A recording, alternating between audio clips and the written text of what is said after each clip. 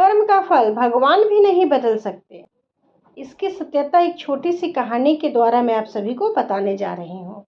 कहानी सुनने से पहले यदि आप मेरे चैनल पर नए हैं तो प्लीज़ मेरे चैनल को सब्सक्राइब कर लें। यह कहानी एक राजा की है। राजा का राज्य बड़ा ही संपन्न और सुखी राज्य था। उसके महल में एक मंदिर था। उस मंदिर में रोज सुबह शाम भगवान की पूजा अर्चना और भगवान की सेवा करने के लिए राजा साहब ने एक पुरोहित रखे थे। वह पुरोहित बहुत ही मन लगाकर ठाकुर जी की सेवा करते थे। राजा का एक बेटा था जो विवाह के योग्य हो चुका था। राजा साहब ने एक योग्य राज्य की राजकुमारी से अपने बेटे का विवाह करवा दिया। विवाह के पश्चात नई दुल्हन विदा होकर महल पहुंची। रात हो चुकी थी। सभी खाना खाकर सोने चले गए, पर नई जगह होने की वजह से नई दुल्हन को नींद नहीं आ रही थी। किसी तरह रात गुजर रही थी और उषा बेला की शुरुआत होने ही वाली थी। तो नई दुल्हन महल में टहलने लगी। वह अपने कमरे के बाहर टहल रही थी कि अचानक से उसकी नज़र अपने कमरे की दीवार पर पड़ी। वह दीवार पलंग के सिरहाने से सटी हुई थी। पलंग के ऊपर दीवार में एक तलवार लटकी हुई थी। बिस्तर पर उसका पति सोया था। वह कमरे में गई और तलवार को म्यान से निकालने की कोशिश करने लगी। तलवार निकलते ही उसके हाथ से छूटकर उसके पति के गर्दन पर जा गिरी। तलवार की धार इतनी तेज थी कि तलवार गिरते ही राजकुमार का गला ही कट गया और उसकी मृत्यु तुरंत हो गई। अब दुल्हन डर से कांपने लगी और सोचने लगी कि अब तो राजा साहब यानी उसका ससुर अपने बेटे की हत्या के आरोप में मुझे भी मृत्यु दंड देंगे। अब मैं क्या करूं? कैसे इस दंड से बचूं? तब तक भोर हो चुकी थी और मंदिर में आरती का समय हो चुका था। पुरोहित जी मंदिर की तरफ जा रहे थे।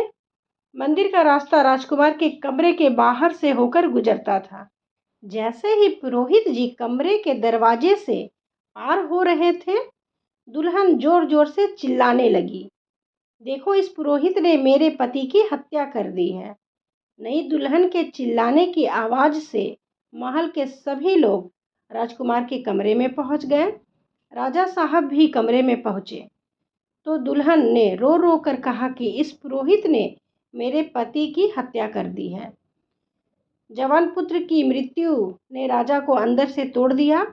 वे इतने दुखी हो गए कि इस घटना की तहकीकात किए बिना ही अपनी बहू की बातों पर विश्वास करके पुरोहित को ही गुनहगार मान लिया और पुरोहित को मृत्यु दंड देने का मन भी बना लिया। परंतु राजा के सलाहकारों और मंत्रियों ने राजा साहब को सुझाव दिया कि राजा साहब, इसकी मृत्यु से राजकुमार तो पुनः जीवित हो नहीं सकते और उल्टा आपको ही ब्रह्म हत्या का पाप लग जाएगा। और जीवन भर इसने महल में ठाकुर जी की सेवा भी की है, इसलिए इसे कुछ और दंड दे दीजिए। तब राजा ने उस पुरोहित के दोनों हाथ काटने का आदेश दे दिए और साथ ही पुरोहित को उसकी पत्नी के साथ देश निकाला भी कर दिया। दोनों हाथ कट जाने के बाद पुरोहित अपनी पत्नी के साथ दूसरे गांव चला गया। उन्हें दूसरे गांव में रहते हुए कुछ समय बीते थे कि पुरोहित को पता चला कि इस गांव में एक बहुत बड़े विद्वान ज्योतिष रहते हैं जो भूत और भविष्य की सारी बातें जानते हैं और बताते भी हैं।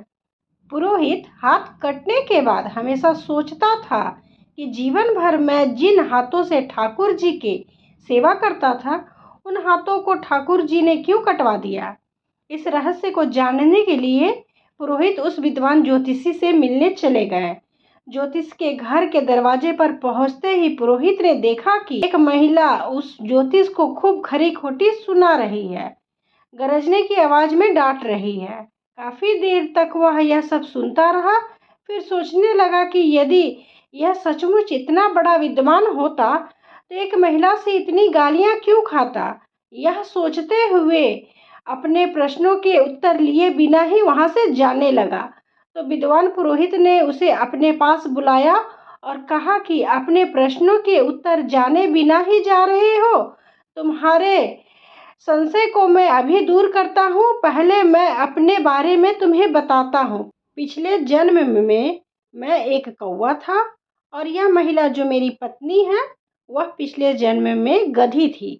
एक ही जंगल में हम दोनों विचरण करते थे। जंगल के बीच में एक नदी बहती थी। गधी रोज नदी में पानी पीने आया करती थी। गधी के पीठ में एक गहरा घाव था। जब गधी पानी पीने आती थी तो मैं कौवा उसकी पीठ के घाव को नोचता था। अपनी चोंच से गधी के घाव को नोचने में मुझे बहुत आनंद आता था। एक दिन गधी पानी पी रही थी और मैं उसके घाव को नोच रहा था। गधी दर्द से कहराने लगी और मुझसे पीछा छुड़ाने की कोशिश करने लगी, पर कौवे की चोंच गधी के घाव के भीतर तक धंस गई थी।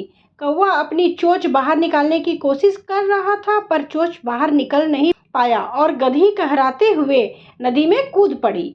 नदी का बहाव बहुत तेज होने की वजह से दोनों नदी में बह गए और मर गए। पुनः दोनों ने जन्म लिया। जो कौवा था वो मैं हूँ और जो गधी थी वह मेरी पत्नी है। पिछले जन्म में मैं अपनी चोंच से गधी को नोचता था, इसलिए इस जन्म में गधी जो मेरी पत्नी है अपनी चोंच अर्थात अपने मुख से खरी खोटी सुनाती है। यह सब मैं जानता हूँ, इसलिए मैं चुप हूँ, क्योंकि मुझे मेरे पिछले जन्म के कर्म का फल मिल रहा है। अपने कर्मों का फल हमें भोगना ही पड़ता है। अब मैं तुम्हें तुम्हारे पूर्व जन्म के बारे में बताता हूँ। पिछले जन्म में तुम एक संत महात्मा थे। तुमने मौन व्रत धारण कर रखा था। एक गाय कसाई खाने से भागकर तुम्हारी कुटिया के समीप के झाड़ी में जा छुपी। कसाई भी गाय के पीछे पीछे भागता रहा, वहां तक पहुंच गया और गाय को इधर उधर खोजने लगा। झाड़ियों में छिपी होने के कारण गाय कसाई को दिख नहीं रही थी। तब कसाई ने तुम्हें देखा और तुमसे गाय के बारे में पूछने लगा। तुमने मौन व्रत रखा था, इसलिए बिना कुछ बोले ही गाय की तरफ इशारा करके गाय के बारे में कसाई को बता दिया। कसाई गाय को ले जाकर काट दिया और गाय मर गई। कुछ समय पश्चात तुम्हारी भी मृत्यु हो गई और उस कसाई की भी। तुम तीनों का फिर से जन्म हुआ। इस जन्म में वह गाय राजकुमारी बनी, कसाई राजकुमार बना और तुम इस जन्म में भी ब्राह्मण बने। क्योंकि पिछले जन्म में कसाई ने गाय का गला काटा था, तो इस जन्म में राजकुमारी बनी गाय के हाथों से कसाई बना राजकुमार का गला कट गया और तुमने पिछले जन्म में अपने हाथों द्वारा इशारा किया था। इसलिए इस जन्म में ठाकुर जी की इतनी सेवा करते हुए भी पिछले जन्म के कर्म के फल के कारण इस जन्म में तुम्हारा हाथ कट गया। दोस्तों, इस कहानी का यही सारांश है कि हमें अपने किए हुए हर कर्म का फल भोगना ही पड़ता है। यदि इस जन्म में नहीं तो अगले जन्म में। हर हर महादेव।